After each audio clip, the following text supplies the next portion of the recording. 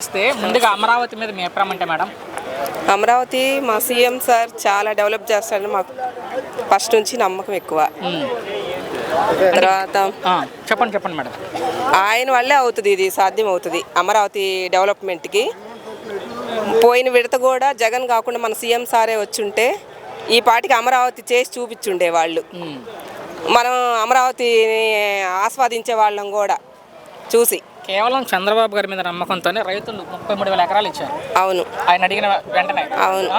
కానీ గత ప్రభుత్వం మీరు చెప్పినట్టుగా దాన్ని పక్కన పెట్టేశారు, చాలా రకాలు మాట్లాడారు. రైతులకి అన్నారు కానీ రైతులకు చేసింది ఏమి లేదు. ఇప్పటికీ మాట్లాడుతూనే ఉన్నారు. అవును, మాట్లాడుతూనే ఉన్నారు. ఇది మునిగిపోయే ప్రాంతం, ఇక్కడ చావలు పట్టుకోవడానికి తప్ప దేనికి పనికిరాదు అంటారు జగన్ గారు. అవును, కానీ చేసి చూపిస్తారు సీఎం సార్. ఏంటి మేడం అంబటి రాంబాబు అరెస్ట్ మీద మీ అభిప్రాయం ఏంటి?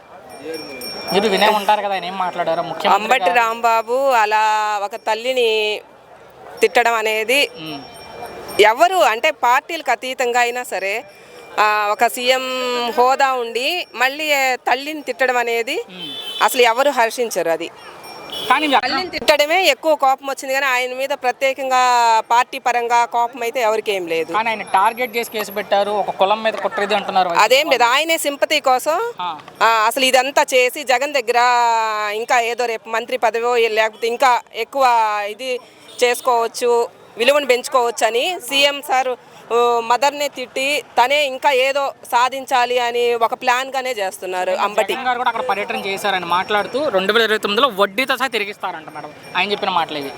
తిరిగిస్తారంట. ఏంటి జగన్ గారు మరలా ముఖ్యమంత్రి అవకాశం గురించి ఏం చెప్తారండి? మా సీఎం సార్ ఈ 2 yearsలో చేసే అభివృద్ధి, ఈ రైతులకైతేనేమి రోడ్డు డెవలప్మెంట్స్ అయితేమి చేసే పథకాలన్నీ అమలు పరుస్తున్నారు, ఖచ్చితంగా అమలు పరుస్తున్నారు. జగనే ఇంకా అన్ని జగన్మోహన్ రెడ్డి చేసిన అప్పులు తీర్చడం కష్టమైంది, అయినా కూడా భరించి ఇవన్నీ ఆయన పథకాలన్నీ మాట తప్పకుండా ఇవ్వడం జరుగుతుంది. నెక్స్ట్ కూడా సీఎం సారే ముఖ్యమంత్రి అవుతారు.